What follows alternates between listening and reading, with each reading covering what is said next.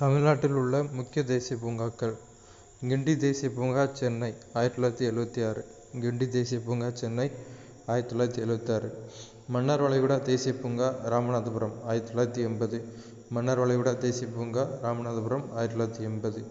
இந்திரா காந்தி தேசிய பூங்கா, கோயம்புத்தூர், 1989. இந்திரா காந்தி தேசிய பூங்கா, கோயம்புத்தூர், 1989. முதுமலை தேசிய பூங்கா, நீலகிரி, 1990. முதுமலை தேசிய பூங்கா, நீலகிரி, 1990. முக்கூர்த்தி தேசிய பூங்கா, நீலகிரி, 1990. முக்கூர்த்தி தேசிய பூங்கா, நீலகிரி, 1990. ஸோ நீலகிரி மாவட்டத்தில் 2 அணை இருக்குது, முதுமலை மற்றும் முக்கூர்த்தி. ஸோ திரும்பியும் ஒரு வாட்டி பார்ப்போம். கிண்டி தேசிய பூங்கா, சென்னை, 1976. மன்னார் வளைகுடா தேசிய பூங்கா, ராமநாதபுரம், 1980. இந்திரா காந்தி தேசிய பூங்கா, கோவை, 1989. நீலகிரியில் 2 அணை, முதுமலை மற்றும் முக்கூர்த்தி தேசிய பூங்காக்கள் ஆண்டு 1990, ஒரே வருடத்தில். கார்பெட் தேசிய பூங்கா, உத்தரகாண்டில் உள்ளது. கார்பெட் தேசிய பூங்கா, உத்தரகாண்ட், நிறுவப்பட்ட ஆண்டு 1936. துத்வா தேசிய பூங்கா, உத்தரப்பிரதேசம், 1977. கிர் தேசிய பூங்கா, குஜராத், 1975. கன்கா தேசிய பூங்கா, மத்திய பிரதேசம், 1955. சுந்தர்பன்ஸ் தேசிய பூங்கா, மேற்கு வங்கம், 1984. பெயர், இடம், நிறுவப்பட்ட ஆண்டு. கார்பெட் தேசிய பூங்கா, உத்தரகாண்ட், 1936. துத்வா தேசிய பூங்கா, உத்தரப்பிரதேசம், 1977. கிர் தேசிய பூங்கா, குஜராத், 1975. இது கேட்பாங்க அடிக்கடி. கன்கா தேசிய பூங்கா, மத்திய பிரதேசம், 1955. சுந்தர்பன்ஸ் தேசிய பூங்கா, மேற்கு வங்கம், 1984. IUCN இயற்கை பாதுகாப்பிற்கான சர்வதேச ஒன்றியம். IUCN இயற்கை பாதுகாப்பிற்கான சர்வதேச ஒன்றியம். International union for conservation of nature. WWF உலக வனவிலங்கு நிதி, world wild life fund. WWF உலக வனவிலங்கு நிதி, world wild life fund. ZSI இந்திய விலங்கியல் ஆய்வு, zoological survey of India. ZSI இந்திய விலங்கியல் ஆய்வு, zoological survey of India. BRP biometric residence permit, உயிர்க்கோள பாதுகாப்பு திட்டம். BRP பயோமெட்ரிக் ரெசிடென்ஸ் பெர்மிட், உயிர்க்கோள பாதுகாப்பு திட்டம். CPCB central pollution control board, மத்திய மாசு கட்டுப்பாட்டு வாரியம். CPCB central pollution control board, மத்திய மாசு கட்டுப்பாட்டு வாரியம். IUCN international union for conservation of nature. உலக வனவிலங்குகள் தினம் ஒவ்வொரு ஆண்டும் மார்ச் 3ஆம் நாள் அனுசரிக்கப்படுகிறது. உலக வனவிலங்குகள் தினம் மார்ச் 3. உலக வனவிலங்குகள் தினம் மார்ச் 3. சுற்றுச்சூழலில் வேப்பமரம், குடைமரம், ஆலமரம் போன்ற உள்ளூர் மரங்களை நடுவது விலங்குகளுக்கு உதவியாக இருக்கும். பல பறவைகளும் விலங்குகளும் அவற்றை உறைவிடமாக கொள்கின்றன. நிறைய ஆடு மாடு எல்லாம் கட்டி போட்டுருவாங்க வேப்பமரம், ஆலமரத்தில். இப்போ ஆலமரத்தில் அதிகமாக கட்டி போட மாட்டாங்க, ஆனால் ஆலமரத்தில் நிறைய பறவைகள் இருக்கும். ஸோ இதை கொடுத்துருக்காங்க. நமது சுற்றுச்சூழலில் வேப்பமரம், குடைமரம், ஆலமரம் போன்ற உள்ளூர் மரங்களை நடுவது விலங்குகளுக்கு உதவியாக இருக்கும். பல பறவைகளும் விலங்குகளும் அவற்றை உறைவிடமாக கொள்கின்றன. காலத்தில் டைனோசர், பெரணிகள் மற்றும் ஜிம்னோஸ்பெர்ம்கள் பூமியில் பரவலாக காணப்பட்டன. இடம் மற்றும் உணவு பற்றாக்குறை காரணமாகவோ அல்லது பருவநிலை மாற்றம் காரணமாகவோ அவை பூமியிலிருந்து மறைந்து போய்விட்டன. எதுலானா டைனோசர், பெரணிகள் மற்றும் ஜிம்னோஸ்பெர்ம்கள். ஒரு காலத்தில் டைனோசர், பெரணிகள் மற்றும் ஜிம்னோஸ்பெர்ம்கள் பூமியில் பரவலாக காணப்பட்டன. இடம் மற்றும் உணவு பற்றாக்குறை காரணமாகவோ அல்லது பருவநிலை மாற்றம் காரணமாகவோ அவை பூமியிலிருந்து மறைந்து போய்விட்டன. பட்டாம்பூச்சி தமிழகத்தின் மாநில பட்டாம்பூச்சியாக அறிவிக்கப்பட்டுள்ளது. மாநில பட்டாம்பூச்சி எது? ஏமன் பட்டாம்பூச்சி. இந்த இனம் மேற்கு தொடர்ச்சி மலைகளில் மட்டுமே காணப்படுகிறது. வரையாடும் அங்கே தான், நீலகிரி வரையாடு. ஸோ இப்போ ஏமன் பட்டாம்பூச்சி இனம் மேற்கு தொடர்ச்சி மலைகளில் மட்டுமே காணப்படுகிறது. மேற்கு தொடர்ச்சி மலையில் காணப்படும் 32 பட்டாம்பூச்சி இனங்களில் இதுவும் ஒன்றாகும். மேற்கு தொடர்ச்சி மலையில் காணப்படும் 32 பட்டாம்பூச்சி இனங்களில் இதுவும் ஒன்றாகும். ஸோ என்ன கேட்பாங்கன்னா, மாநில பட்டாம்பூச்சி எதுன்னு கேட்பாங்க. ஏமன் பட்டாம்பூச்சி. அவ்வளோதான், ஏமன் பட்டாம்பூச்சி. ஏமன் பட்டாம்பூச்சி தமிழகத்தின் மாநில பட்டாம்பூச்சியாக அறிவிக்கப்பட்டுள்ளது. இந்த இனம் மேற்கு தொடர்ச்சி மலைகளில் மட்டுமே காணப்படுகிறது. மேற்கு தொடர்ச்சி மலையில் காணப்படும் 32 பட்டாம்பூச்சி இனங்களுள் இதுவும் ஒன்றாகும். இது கூட கேட்பாங்க. ஏமன் பட்டாம்பூச்சி எங்கு காணப்படுகிறது? மேற்கு தொடர்ச்சி மலைகளில். ஆண்டும் மே 22ஆம் நாள் உலக உயிரிகளின் பன்முகத்தன்மை தினமாக கொண்டாடப்படுகிறது. உலக உயிரிகளின் பன்முகத்தன்மை தினம் என்னைக்கு? மே 22. இது கேட்பாங்க. பன்முகத்தன்மை என்பது பல்வேறு தாவரங்கள், விலங்குகள், கடல்வாழ் உயிரினங்கள், நுண்ணுயிர்கள், பூச்சிகள் வாழ்விடங்கள் சுற்றுச்சூழல் அமைப்பு போன்றவற்றை விவரிக்க பயன்படும் சொல். இது நமது பூமியை மிகவும் தனித்துவமாகவும் வியக்கத்தக்கதாகவும் வைத்துள்ளது. அதாவது பயோடைவர்சிட்டி. எல்லா உயிரினங்களும் ஒரே இடத்துல வாழ்கிறது. இதுதான் பயோடைவர்சிட்டி. ஸோ உலக உயிர்கள் பன்முகத்தன்மை தினம் இன்னைக்கு மே 22. அப்புறம் என்னென்ன உயிரினங்கள் வாழுது அவ்வளோதான். மே 22 ஞாபகம் வச்சுக்கோங்க, உயிரி பன்முகத்தன்மை தினம். ஒவ்வொரு ஆண்டும் மே 22ஆம் தேதி உலக உயிர்களின் பன்முகத்தன்மை தினம். பன்முகத்தன்மை என்பது பல்வேறு தாவரங்கள், விலங்குகள், கடல்வாழ் உயிரினங்கள், நுண்ணுயிரிகள், பூச்சிகள், வாழ்விடங்கள், சுற்றுச்சூழல் அமைப்பு போன்றவற்றை விவரிக்க பயன்படும் சொல். இது நமது பூமியை மிகவும் தனித்துவமாகவும் வியக்கத்தக்கதாகவும் வைத்துள்ளது பன்முகத்தன்மை. அழியும் தருவாயில் உள்ள விலங்குகள். அழியும் தருவாயில் உள்ள விலங்குகள் என்னென்னா சிங்கவால் குரங்கு, பனிச்சிறுத்தை, ஆசிய சிங்கம், நீலகிரி வரையாடு. நம்ம மாநில விலங்கான நீலகிரி வரையாடும் அழியும் தருவாயில் இருக்குது. அழியும் தருவாயில் உள்ள விலங்குகள் சிங்கவால் குரங்கு, பனிச்சிறுத்தை, ஆசிய சிங்கம், நீலகிரி வரையாடு. இனங்கள். உலக காடுகள் தினம் மார்ச் 21. உலக காடுகள் தினம் மார்ச் 21. உலக நீர் தினம் மார்ச் 22. உலக நீர் தினம் மார்ச் 22. சுற்றுச்சூழல் தினம் ஜூன் 5. சுற்றுச்சூழல் தினம் ஜூன் 5. உலக இயற்கை பாதுகாப்பு தினம் ஜூன் 28. உலக இயற்கை பாதுகாப்பு தினம் ஜூன் 28. ஓசோன் தினம் செப்டம்பர் 16. ஓசோன் தினம் செப்டம்பர் 16. உலக காடுகள் தினம் மார்ச் 21. உலக காடுகள் தினம் மார்ச் 21. அடுத்து உலக நீர் தினம், அதுக்கு அடுத்த நாள் மார்ச் 22. உலக நீர் தினம் மார்ச் 22. சுற்றுச்சூழல் தினம் ஜூன் 5. உலக இயற்கை பாதுகாப்பு தினம் ஜூன் 28. ஓசோன் தினம் செப்டம்பர் 16. காடு வளர்ப்பு, காடு மீள் வளர்ப்பு. காடு வளர்ப்பு, காடு மீள் வளர்ப்பு. காடுகள் இல்லாத பகுதிகளில் புதிதாக மரங்கள் நடப்படுகின்றன. காடு வளர்ப்புனா காடுகள் இல்லாத பகுதிகளில் மரங்கள் நடுதல் தான் காடு வளர்ப்பு. காடு மீள் வளர்ப்புனா காடுகள் அழிக்கப்பட்ட பகுதிகளில் மீண்டும் காடுகள் வளர்க்கப்படுகின்றன. ஸோ அழிக்கப்பட்ட பகுதிகளில் காடு மீள் வளர்ப்பு. காடு வளர்ப்பில் ஒரு மரத்தை பெற ஒரு மரக்கன்று நடப்படுகிறது. காடு மீள் வளர்ப்பில் வெட்டப்பட்ட ஒவ்வொரு மரத்திற்கு பதிலாக பல மரக்கன்றுகள் நடப்படுகின்றன. காடு மீள் வளர்ப்பில் பல மரக்கன்றுகள் நடப்படுகிறது. காடு வளர்ப்பு அதிக நிலப்பரப்பை காடாக மாற்றுவது இதன் நோக்கம். காடு மீள் வளர்ப்பு காடுகளை அழிப்பதை தவிர்த்தலே இதன் நோக்கம். காடு அழிப்பு மற்றும் காடு மீள் வளர்ப்பு இடையேயான வேறுபாடுகள். காடு அழிப்பு தாவரங்கள் அல்லது மரங்கள் வெட்டப்படுவது காடு அழிப்பு எனப்படும். காடு மீள் வளர்ப்பு தாவரங்கள் அல்லது மரங்கள் வளர்க்கப்படுவது அல்லது நடப்படுவது காடு மீள் வளர்ப்பு எனப்படும். காடு அழிப்பு சுற்றுச்சூழலில் எதிர்மறையான விளைவை கொண்டுள்ளது. சுற்றுச்சூழலை உருவாக்குவதால் இயற்கையின் மீது இது நல்ல விளைவை கொண்டுள்ளது. ரொம்ப சிம்பிள் தான். 1977ஆம் ஆண்டில் கென்யாவில் பச்சை வளைய இயக்கம் என்ற அமைப்பை வாங்கரி மாதாய் நிறுவினார். இந்த இயக்கம் 51 மில்லியனுக்கும் அதிகமான மரங்களை கென்யாவில் நட்டுள்ளது. 2004ஆம் ஆண்டு அமைதிக்கான நோபல் பரிசு அவருக்கு வழங்கப்பட்டது. ஸோ இதில் ஒன்வேர்ட்ஸ் என்னென்ன கேட்பாங்கன்னா 2004ஆம் ஆண்டு அமைதிக்கான நோபல் பரிசை பெற்றவர் யார்? வாங்கரி மாதாய். வாங்கரி மாதாய், மாதா அப்படிங்கிற மாதிரி ஞாபகம் வச்சுக்கோங்க. வாங்கரி மாதாய். பச்சை வளைய இயக்கத்தை ஆரம்பித்தவர் யார்? வாங்கரி மாதாய். இந்த ரெண்டையும் ரிலேட் பண்ணி ஒன்வேர்டு கேட்பாங்க. இப்போ பச்சை வளைய இயக்கம் ஆரம்பிக்கப்பட்ட ஆண்டு 1977. பச்சை வளைய இயக்கம் தொடங்கப்பட்ட இடம் கென்யா. வேறு இந்த டேட்டாவான கேட்பாங்க. அந்த 2004ஆம் ஆண்டு அமைதிக்கான நோபல் பரிசு பெற்றவர் வாங்கரி மாதாய். எவ்வளோ மரங்களை நட்டிருக்காங்க? 51 மில்லியனுக்கும் அதிகமான மரங்களை கென்யாவில் நட்டிருக்காங்க. எந்த கண்ட்ரி? கென்யா. அவ்வளோதான். வாங்கரி மாதாய் நோபல் பரிசு 2004 அமைதிக்கான நோபல் பரிசு. சமூக வனவியல் என்ற சொல் முதலில் 1976ஆம் ஆண்டில் அப்போதைய தேசிய விவசாய ஆணையம் மற்றும் இந்திய அரசாங்கத்தால் அமலுக்கு வந்தது. சமூக மற்றும் கிராமப்புற மேம்பாட்டுக்கு உதவும் நோக்கத்துடன் காடுகளை நிர்வகித்தல் மற்றும் பாதுகாத்தல் மற்றும் தரிசு நிலங்களில் காடுகளை வளர்த்தல் ஆகியன இதன் நோக்கமாகும். சமூக வனவியலோட நோக்கம் என்ன? காடுகளை நிர்வகித்தல், பாதுகாத்தல், தரிசு நிலங்களில் காடுகளை வளர்த்தல். ஏற்கனவே உள்ள காடுகளோடு சேர்த்து புதிதான காடுகளை உருவாக்குவதும் இதன் நோக்கமாகும். ஸோ எப்போ கொண்டு வரப்பட்டது? 1976. நோக்கம் ஈஸி தான். சமூக வனவியல் கொண்டு வரப்பட்ட ஆண்டு 1976. இதான் மேக்ஸிமம் ஒன்வேர்டில் கேட்பாங்க.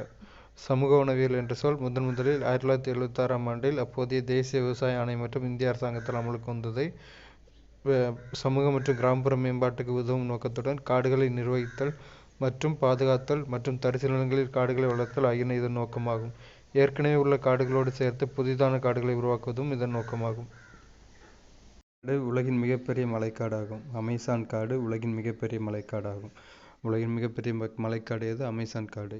இது பிரேசிலில் அமைந்துள்ளது. அமேசான் காடு அமைந்துள்ள இடம் பிரேசில். தென் அமெரிக்காவில் இப்படி வரும் வேர்ல்டு மேப்பில்.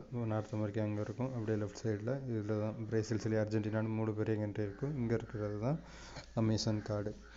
இதன் பரப்பளவு 60 லட்சம் சதுர கிலோமீட்டர். அமேசான் காட்டின் பரப்பளவு 60 லட்சம் சதுர கிலோமீட்டர். இது CO2 கார்பன் டை ஆக்சைடு வாயுவை சமன் செய்வதன் மூலம் பூமியின் காலச நிலைப்படுத்தவும் புவி வெப்பமயமாதலை குறைக்கவும் உதவுகிறது. மேலும் உலகின் 20% ஆக்சிஜனை இது உற்பத்தி செய்கிறது. எவ்வளோதுன்னா 1/5 ஆஃப் தி ஆக்சிஜன் வந்து உலகத்தோட மொத்த 1/5 ஆக்சிஜனையும் அமேசான் காடு தான் வந்து ப்ரொடியூஸ் பண்ணுது. இங்கு சுமார் 390 பில்லியன் மரங்கள் உள்ளன. அமேசான் காட்டில் வந்து சுமார் 390 பில்லியன் மரங்கள் உள்ளன. இது பூமி நுரையீரல் எனப்படுகிறது. பூமி நுரையீரல் என அழைக்கப்படுகிறது அமேசான் காடு. கேட்பாங்க. கடுமையான சுற்றுச்சூழலிலிருந்து தப்பித்து கொள்ள பறவைகள் நீண்ட தூரம் பயணம் செய்வது இடம்பெயர்வு எனப்படும். சாதகமற்ற காலநிலையில் பல பறவைகள் மற்றும் விலங்குகள் நீண்ட தூரம் இடம்பெயர்கின்றன. சைபீரியாவில் நிலவும் கடுமையான சூழ்நிலைகளில் இருந்து தப்பித்து சாதகமான சூழ்நிலை மற்றும் உணவை பெறுவதற்காக சைபீரிய கிரெயின் பறவைகள் குளிர்காலத்தில் சைபீரியாவிலிருந்து இந்தியாவிற்கு இடம்பெயர்கின்றன. அவை ஒரு நாளில் சராசரியாக 200 மைல்கள் பயணிக்கின்றன. ஸோ வந்து சைபீரிய பறவைகள் இடம்பெயர்வதற்காக ஒரு நாளில் பயணிக்கும் தொலைவு ஒரு நாளில் சராசரியாக 200 மைல்கள். இது கேட்பாங்க. சைபீரிய கிரெயின் பறவைகள் இது வேணால் கேட்கலாம். எங்கேருந்து பறவைகள் வந்து இடம்பெயர்ந்து சைபீரியாவிலிருந்து இந்தியாவுக்காண்டி காரணிகள் சூழ்நிலை மற்றும் உணவை பெறுவதற்காக இதெல்லாம் வந்து கேட்பாங்க. ஒன்றும் இல்லை. சிப்கோ இயக்கம் முக்கியமாக ஒரு வன பாதுகாப்பு இயக்கமாகும். சிப்கோ என்ற சொல்லுக்கு ஒட்டி கொள்வது அல்லது கட்டிப்பிடிப்பது என்று பொருள். இந்த இயக்கத்தின் நிறுவனர் சுந்தர்லால் பகுகுணா. மரங்களை பாதுகாத்தல் மற்றும் காடுகள் அழிந்து விடாமல் அவற்றை பராமரித்தல் போன்ற நோக்கங்களுடன் இது 1970ஆம் ஆண்டு தொடங்கப்பட்டது. இது என்னென்ன ஒன்வேர்ட்ஸ் கேட்பாங்கன்னா, சிப்கோ இயக்கம் தொடங்கப்பட்ட ஆண்டு எது? 1970. சிப்கோ இயக்கத்தின் நிறுவனர் சுந்தர்லால் பகுகுணா. இந்த 2 வந்து கண்டிப்பாக கேட்பாங்க. அப்புறம் வந்து சிப்கோ என்ற சொல்லின் பொருள் ஒட்டி கொள்வது அல்லது கட்டிப்பிடிப்பது ரேராக கேட்கலாம். முக்கியமாக இது ஒரு வன பாதுகாப்பு இயக்கம். அவ்வளோதான். சிப்கோ இயக்கம் முக்கியமாக ஒரு வன பாதுகாப்பு இயக்கமாகும். சிப்கோ என்ற சொல்லுக்கு ஒட்டிக்கொள்வது அல்லது கட்டிப்பிடிப்பது என்று பொருள். இந்த இயக்கத்தின் நிறுவனர் சுந்தர்லால் பகுகுணா ஆவார். மரங்களை பாதுகாத்தல் மற்றும் காடுகள் அழிந்துவிடாமல் அவற்றை பராமரித்தல் போன்ற நோக்கங்களுடன் இது 1970ஆம் ஆண்டு தொடங்கப்பட்டது. கொடுத்துருக்காங்கன்னா, பட்டாணி எடுத்து அதில் வேர் முடிச்சில் பார்க்குறாங்க. அதில் ரைசோபியம் வந்து இருக்குது. அதான் வந்து இதில் கொடுத்துருக்காங்க. பட்டாணி போன்ற லெக்கும் தாவரங்களை எடுத்து அவற்றில் ஏதேனும் வேர் முடிச்சுகள் உள்ளனவா என்று கண்டுபிடி. ரைசோபியம் பாக்டீரியா இம்முடிச்சின் உள்ளது.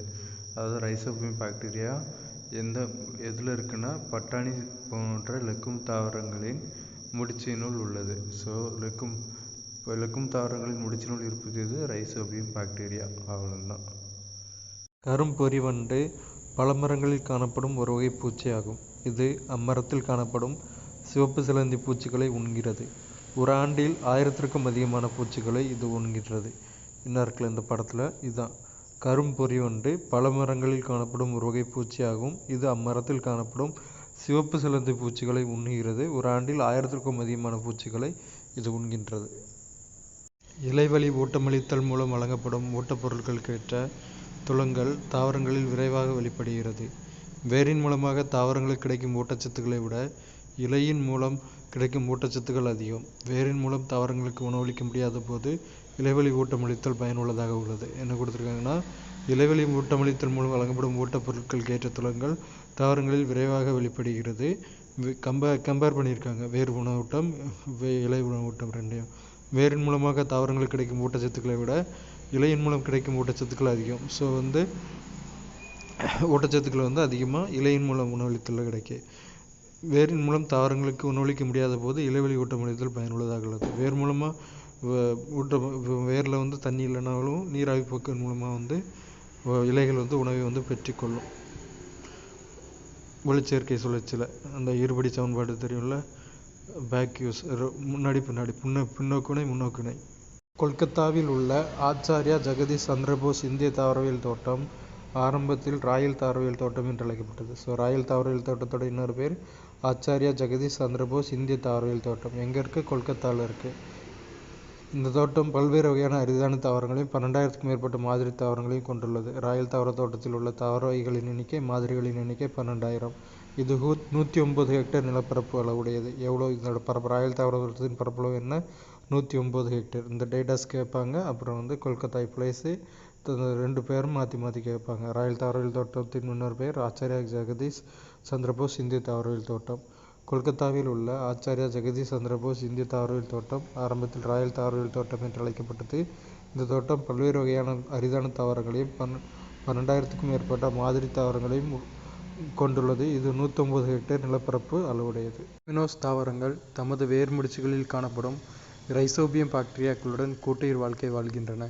இந்த தாவரங்கள் வளிமண்டலத்தில் காணப்படும் நைட்ரஜனை நிலைநிறுத்தும் திறன் பெற்றவை. இத்தாவரத்தின் கனிகள் லெகும்கள் எனப்படுகின்றன. குதிரை மசால், குளோவர், பட்டாணி, அவரை, மைசூர் பருப்பு, லுப்பின்ஸ், காரப் சோயா, வேர்க்கடலை போன்றவை இவற்றிற்கு உதாரணமாகும். இந்த வகை தாவரங்கள் மண்ணில் நைட்ரஜனின் அளவை அதிகரிப்பதற்காக பயிர் சுழற்சியில் ஈடுபடுத்தப்படுகின்றன.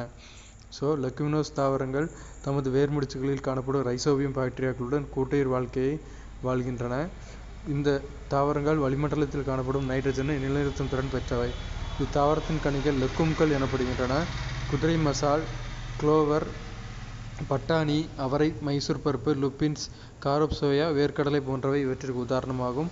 இந்த வகை தாவரங்கள் மண்ணில் நைட்ரஜன் அளவை அதிகரிப்பதற்காக பயிர் சுழற்சியில் ஈடுபடுத்தப்படுகின்றன. அது ரைசோபியம் பாக்டீரியாக்கள். உலகமெங்கும் 30,000க்கும் மேற்பட்ட கலவைகள் காணப்படுகின்றன. எவ்வளவு கலவைகள்? 30,000. அவற்றுள் 8,000 வகைகள் பயிர்களுக்கு பெரிய சேதத்தை ஏற்படுத்துகின்றன. எத்தனை வகைகள்? 8,000 வகைகள். ஒரே வகையான களை நீக்கும் முறையை பயன்படுத்துவதால் களைகள் அவற்றை மேற்கொள்ளும் திறனை பெற்றுக்கொள்கின்றன. எனவே பல்வேறு களை நீக்கும் முறைகளை இணைத்து அவற்றை கட்டுப்படுத்த வேண்டும். களை நீக்கும் முறைகள் பற்றி என்ன கொடுத்துருக்காங்கன்னா, உலகமெங்கும் 30,000க்கும் மேற்பட்ட கலவைகள் காணப்படுகின்றன. அவற்றுள் 8,000 வகைகள் பயிர்களுக்கு பெரிய சேதத்தை ஏற்படுத்துகின்றன. ஒரே வகையான களை நீக்கும் முறையை பயன்படுத்துவதால் களைகள் அவற்றை மேற்கொள்ளும் திறனை பெற்றுக்கொள்கின்றன. எனவே பல்வேறு களை நீக்கும் முறைகளை இணைத்து அவற்றை கட்டுப்படுத்த வேண்டும். அதாவது கோவிட் கொரோனா வைரஸ் அதை தகவமைச்சு கொடுக்கும். கொரோனா வேக்சினுக்கு எதிர்த்து வாழ்கிறதுக்கு தன்னோட உயிரை தன்னோட உடலமைப்பு தகவமைச்சுக்கிடும். அந்த மாதிரி களைகள் களைக்கொல்லிக்கு எதிராக தகவமைச்சுக்கிறதா கொடுத்துருக்காங்க. 1950ஆம் ஆண்டில் உலக மக்கள் தொகை 9 பில்லியனாக இருக்கலாம் என்று எதிர்பார்க்கப்படுகிறது. ஆனால் நன்னீர் வளத்தில் 70 விழுக்காடு விவசாயத்திற்கே பயன்படுகிறது. எனவே நமது தலைமுறையினருக்கும் எதிர்கால தலைமுறையினருக்கும் கிடைக்கக்கூடிய வகையில் நீரின் பயன்பாடு திறன்மிக்கதாக இருக்க வேண்டும்.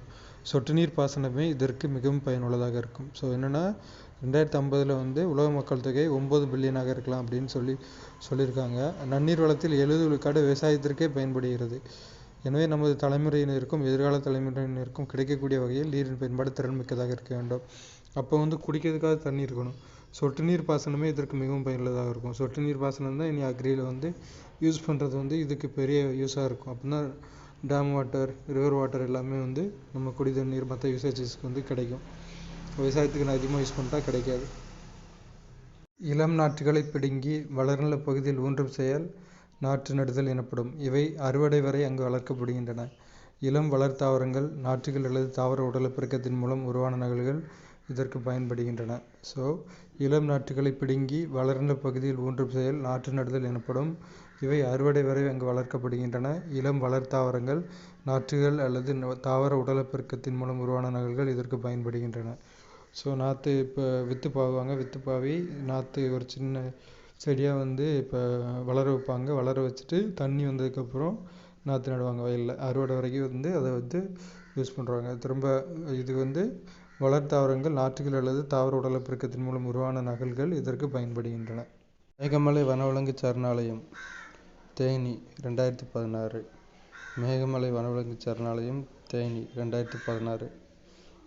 வண்டலூர் வனவிலங்கு சரணாலயம் சென்னை 1991. வண்டலூர் வனவிலங்கு சரணாலயம் சென்னை 1991. களக்காடு வனவிலங்கு சரணாலயம் திருநெல்வேலி 1976. களக்காடு வனவிலங்கு சரணாலயம் திருநெல்வேலி 1976. சாம்பல் நிற அணில் வனவிலங்கு சரணாலயம் விருதுநகர் 1988. சாம்பல் நிற அணில் வனவிலங்கு சரணாலயம் விருதுநகர் 1988. வேடந்தாங்கல் பறவைகள் சரணாலயம் காஞ்சிபுரம் 1936. வேடந்தாங்கல் பறவைகள் சரணாலயம் காஞ்சிபுரம் 1936. இதில் வண்டலூர் வனவிலங்கு சரணாலயம் சென்னை பார்ட் டவுனில் இருந்த வனவிலங்கு சரணாலயத்தை மூடிட்டு தான் அப்புறமா திரும்ப வண்டலூரில் ஓப்பன் பண்ணாங்க. வனவிலங்கு சரணாலயம் மற்றும் தேசிய பூங்காக்களுக்கான வேறுபாடுகள். வனவிலங்கு சரணாலயத்தில் மனித செயல்பாடுகள் அனுமதிக்கப்படுகின்றன. மனுஷன் உள்ள போகலாம். தேசிய பூங்காக்கள் மனித செயல்பாடுகள் எதுவும் அனுமதிக்கப்படுவதில்லை. தேசிய பூங்காக்களில் மனித செயல்பாடுகள் எதுவும் அனுமதிக்கப்படுவதில்லை. ஒரு குறிப்பிட்ட தாவர இனம் அல்லது விலங்கினத்தை பாதுகாப்பதே முக்கிய நோக்கம். தாவர இனங்கள், விலங்கினங்கள் அல்லது வரலாற்று முக்கியத்துவம் வாய்ந்த யாவும் பாதுகாக்கப்படுகின்றன. தேசிய பூங்காக்களில் வனவிலங்கு சரணாலயத்திற்கு வரையறுக்கப்பட்ட எல்லைகள் இல்லை. தேசிய பூங்காக்கள் நிலையான மற்றும் வரையறுக்கப்பட்ட எல்லைகள் உள்ளன. வனவிலங்கு சரணாலயம் இது பொதுமக்களின் பார்வைக்கு அனுமதிக்கப்படுகிறது. தேசிய சரணாலயம் வழக்கமாக பொதுமக்களின் பார்வைக்கு அனுமதிக்கப்படுவதில்லை. சரணாலயங்கள் பொதுவாக மத்திய அல்லது மாநில அரசின் ஆணைப்படி உருவாக்கப்படுகின்றன. தேசிய பூங்காக்கள் மாநில அல்லது சட்டமன்றத்தால் அல்லது பாராளுமன்றத்தால் உருவாக்கப்படுகின்றன. ஒரு சரணாலயத்தை தேசிய பூங்காவாக மேம்படுத்தலாம். ஒரு தேசிய பூங்காவை சரணாலயமாக தரமிறக்க முடியாது. இங்கிலாந்து நாட்டின் லண்டன் மாநகரின் தெருக்களில் குதிரைகளை பராமரிப்பதற்காக ப்ளூ கிராஸ் நிறுவப்பட்டது. ப்ளூ கிராஸ் முதலில் எங்கு நிறுவப்பட்டது? லண்டன்.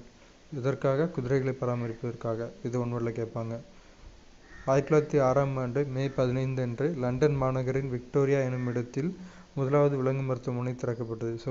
முதலாவது விலங்கு மருத்துவமனை எங்கு திறக்கப்பட்டது? லண்டன் விக்டோரியா எனும் இடம். எப்போன்னா 1906 மே 15. இந்த டேட்டாஸில் கொஸ்டின் கேட்பாங்க. டேட்டு, எங்கே, பிளேஸு இதெல்லாம் கொஸ்டின் கேட்பாங்க. இங்கிலாந்து நாட்டின் லண்டன் மாநகரில் தெருக்களில் காணப்பட்ட குதிரைகளை பராமரிப்பதற்காக ப்ளூ கிராஸ் நிறுவப்பட்டது.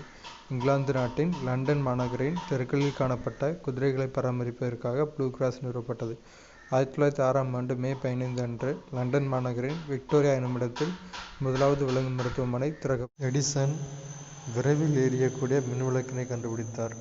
இது 1897ஆம் ஆண்டு காட்சிப்படுத்தப்பட்டது. விரைவில் எரியக்கூடிய மின்விளக்கு காட்சிப்படுத்தப்பட்ட ஆண்டு 1897 கேட்பாங்க. விரைவில் எரியக்கூடிய மின்விளக்கு எடிசனால் காட்சிப்படுத்தப்பட்ட ஆண்டு 1897. 1897 எடிசன் இதை கண்டுபிடிச்சிருக்காரு. அவ்வளோதான்.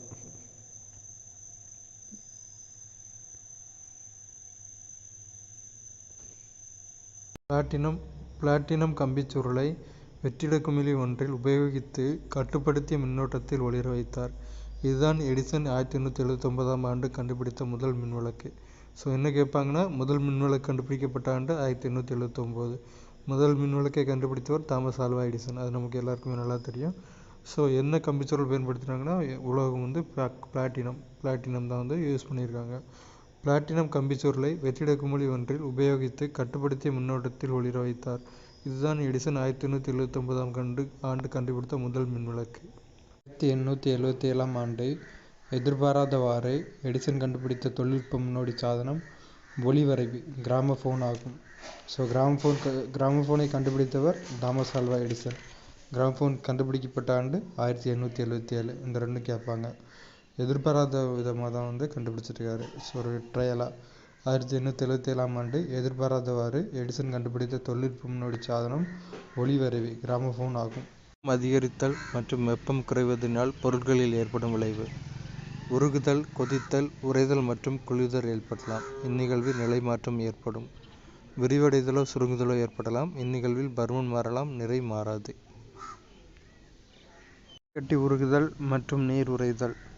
பனிக்கட்டியும் நீரும் வெவ்வேறு போன்று காட்சியளித்தாலும் இரண்டுமே நீர் மூலக்கூறுகளாலானது. நீர் திண்ம நிலையில் இருந்து, அதாவது பனிக்கட்டி உருகி திரவ நிலைக்கு மாறுவதை தவிர வேறு புதிய எந்த பொருளும் உருவாகவில்லை.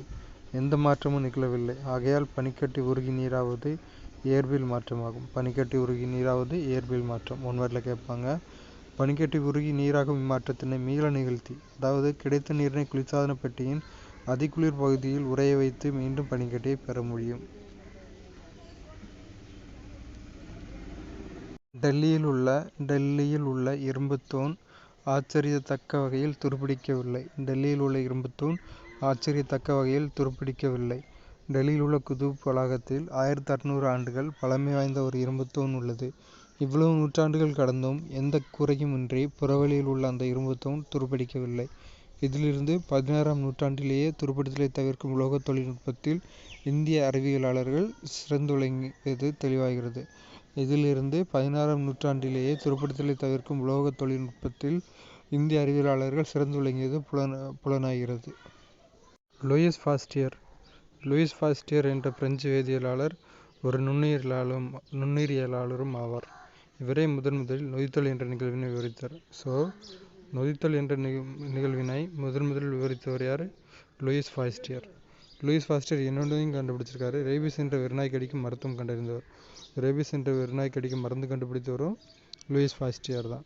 காற்று அற்ற சூழலில் ஈஸ்ட் என்ற நுண்ணுயிரியின் முன்னிலையில் நிகழும் செயல் நொதித்தல் என்று கூறினார். நொதித்தலுக்கு டெஃபினிஷன் சொல்லியிருக்காரு. காற்று இல்லாத டைமில் ஈஸ்ட்டுங்கிற ஒரு நுண்ணுயிரியோட மைக்ரோ ஆர்கானிசத்தோட ப்ரெசன்ஸில் நடக்கிறது தான் ஃபெர்மெண்டேஷன், நொதித்தல். இதுதான் லூயிஸ் பாஸ்டியர் சொல்லியிருக்காரு. லூயிஸ் பாஸ்டியரின் காலம் 1822 to 1895. இவர் ஒரு பிரெஞ்சு வேதியியலாளர் மற்றும் நுண்ணுயிரியலாளர். அவ்வளோதான். சமையல் சோடா ஃபார்முலா என்ன? Chemical formula NaHCO3. இது கூட எலுமிச்சை சாறு, அதில் இருக்க சிட்ரிக் ஆசிட், இது ஒரு காரமும் அமிலமும் சேர்ந்து ரியாக்ட் ஆகி கார்பன் டை ஆக்சைடு ஒரு வாயு கிடைக்குது. இதில் இருக்கிற CO3 இருக்க CO2 தனியாக கிடைக்குது. ப்ளஸ் ஒரு சால்ட்டும் ஒரு வாட்டரும் கிடைக்குது. இது நம்ம அமிலம் காரம் வினைப்படுதல் தெரியும். அமிலமும் காரமும் சேர்ந்து ரியாக்ட் ஆகி உப்பு, நீர் மற்றும் கூட ஒரு வாயு கிடைக்கும், CO2 கிடைக்குது. இதான் இதை சொல்லியிருக்காங்க.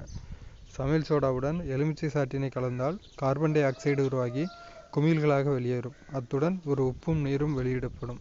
எந்த ஒரு பொருள் ஒரு வேதிவினையில் எந்த மாற்றத்திற்கும் உட்படாமல், அதாவது ஒரு கெமிக்கல் ரியாக்ஷனில் எந்த சேஞ்சும் ஆகாது. அந்த பொருள் வேதி மாற்றத்தின் வேகத்தினை மட்டும் அந்த ரியாக்ஷனை ஸ்பீடப் மட்டும் பண்ணும், துரிதப்படுத்துமோ அப்பொருளுக்கு வினையூக்கி என்று பெயர். அந்த பொருள் தான் வினையூக்கி. எடுத்துக்காட்டு என்னென்னா, சர்க்கரை நொதித்தலில் ஈஸ்டில் உள்ள நொதிகள் வினையூக்கியாக செயல்படுகிறது. நொதிகள் அதை நொதித்தலை ஸ்பீடாகும், மற்றபடி எதுவுமே அஃபெக்ட் ஆகாது. இதை தான் கொடுத்துருக்காங்க. எந்த ஒரு பொருள் ஒரு வேதிவினையில் எந்த மாற்றத்திற்கும் உட்படாமல் வேதி மாற்றத்தின் வேகத்தினை மட்டும் துரிதப்படுத்துமோ அப்பொருளுக்கு வினையூக்கி என்று பெயர். எடுத்துக்காட்டாக, சர்க்கரை நொதித்தலில் ஈஸ்டில் உள்ள நொதிகள் வினையூக்கியாக செயல்படுகிறது. மூலச்செல்கள் எந்த ஒரு வகை செல்லுக்குள் செல் பிரிதல் அடைந்து பெருக்கம் அடைந்து வளர்ச்சியடையும் திறன் உடையது. ஆனால் மூலச்செல்கள் மிகவும் ஆச்சரியமானவை. கருவிலிருந்து பெறப்படும் மூலச்செல்கள் மிகவும் சிறப்பானது. ஏனெனில் உடலில் உள்ள எந்த ஒரு செல்லாகவும் அவை மாறக்கூடியது. அதாவது இரத்த செல்கள், நரம்பு செல்கள், தசை செல்கள் அல்லது சுரப்பி செல்கள். எனவே அறிவியலறிஞர்கள் மற்றும் மருத்துவர்கள் சில நோய்களை குணப்படுத்தவும் தடுக்கவும் மூலச்செல்களை பயன்படுத்தி வருகின்றனர். உதாரணமாக முதுகுத்தண்டில் ஏற்படும் காயம், ஸ்டெம் செல் சொல்லுவாங்க தெரியுமா? அதான் இந்த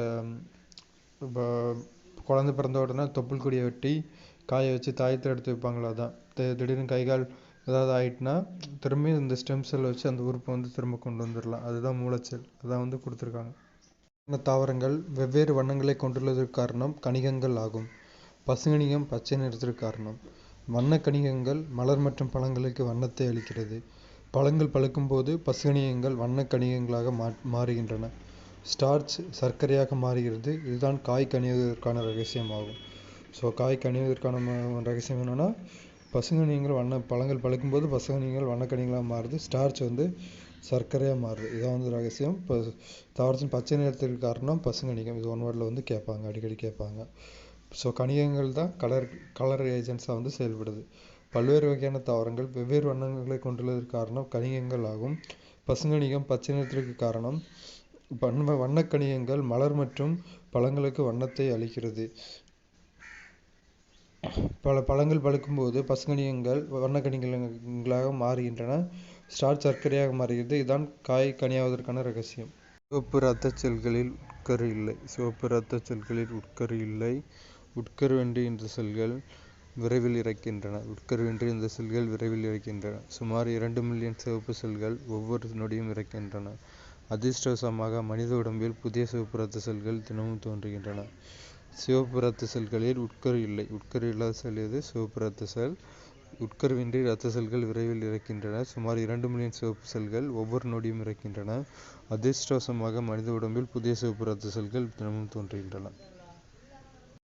அரிஸ்டாட்டில் என்பவர் ஒரு கிரேக்க தத்துவ மற்றும் சிந்தனையாளர். இவர் 2400 ஆண்டுகளுக்கு முன்பு வாழ்ந்தவர்.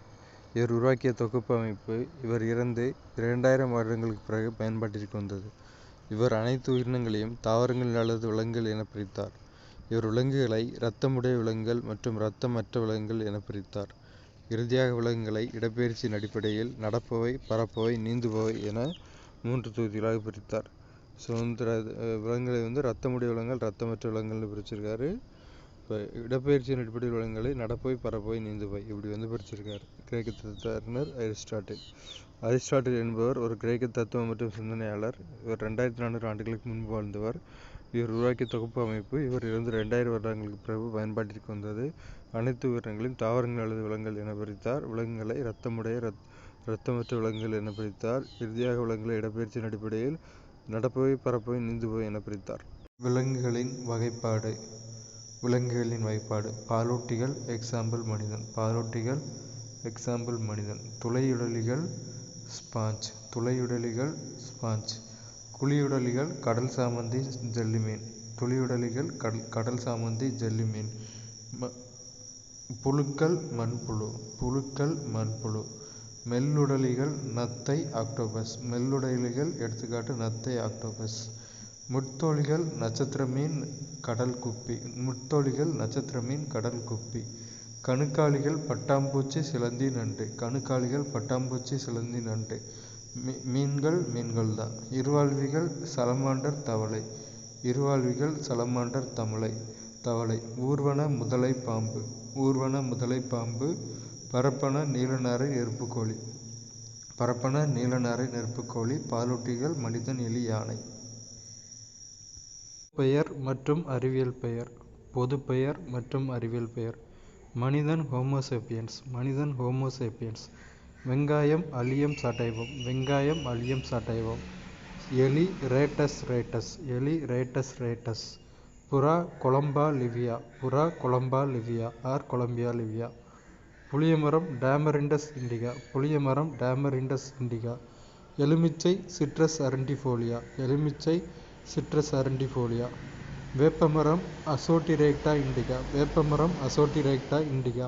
தவளை ரானா ஹெக்ஸாடாக்டைலா. தேங்காய் காக்கஸ் நியூசிஃபரா. நெல் ஒரைசா சட்டைவா. மீன் கட்லா. ஆரஞ்சு சிட்ரஸ் சைனென்சிஸ். இஞ்சி ஜிஞ்சிஃபர் அபிசினைல். பப்பாளி காரிகா பப்பாயா. பேரீச்சை ஃபோனிக்ஸ் டாக்ஸ்டைலிஃபெரா. கருவிகளின் பெயர். குறுக்குவழி விசைகள். New control + N. Open control + O. Save control + S. எல்லாத்துலேயும் அதில் இருக்கிற முதல் எழுத்து. Print control + P. Quit escape ESC. Undo control + Z. Redo control + Y. அவ்வளோதான். தன்மகரந்த சேர்க்கை, அயல்மகரந்த சேர்க்கை வேறுபாடு.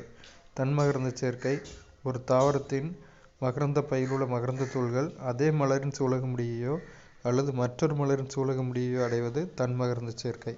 அயல்மகரந்த சேர்க்கைனா ஒரு தாவரத்தின் மகரந்த பையில் உள்ள மகரந்த தூள்கள் அதே இனத்தைச் சார்ந்த மற்றொரு தாவரம், வேறொரு தாவரம் ஆனால் அதே இனம் தாவரத்தின் சூலக முடியை சென்றடையும் நிகழ்ச்சி அயல்மகரந்த சேர்க்கை. அடுத்து, தன்மகரந்த சேர்க்கை நடைபெற அதிக அளவில் மகரந்த தூள்கள் உற்பத்தியாக தேவையில்லை. அயல்மகரந்த சேர்க்கை நடைபெற அதிக அளவில் மகரந்த தூள்கள் உற்பத்தி செய்யப்பட வேண்டும். நிறைய மகரந்த தூள்கள் அயல் மகரந்த சேர்க்கைக்கு வரும். பியாஸ் வேற இனம்னா வேற அதே இனத்தை சேர்ந்த மற்றொரு தாவரத்தின் சூலக முடியை தானே சென்றடையுது. அடுத்து, இதனால் உருவாகும் புதிய தாவரங்களில் எவ்வித வேறுபாடுகளும் இருக்காது. அயல்மகரந்த சேர்க்கையினால் உருவாகும் புதிய தாவரங்களில் புதிய பண்புகள் காணப்படுகின்றன. அவ்வளோதான். தன்மகரந்த சேர்க்கை, அயல்மகரந்த சேர்க்கை. ஒரு தாவரத்தின் மகரந்த பையில் உள்ள மகரந்த தூள்கள் அதே மலரின் சூலக முடியையோ அல்லது மற்றொரு மலரின் சூலக முடியையோ அடைவது தன்மகரந்த சேர்க்கை. அயல்மகரந்த சேர்க்கை ஒரு தாவரத்தின் மகரந்த பையில் உள்ள மகரந்த தூள்கள் அதே இனத்தை சார்ந்த மற்றொரு தாவரத்தின் சூலக முடியை சென்றடையும் நிகழ்வு அயல்மகரந்த சேர்க்கை. தன்மகரந்த சேர்க்கை நடைபெற அதிக அளவில் மகரந்த தூள்கள் உற்பத்தியாக தேவையில்லை.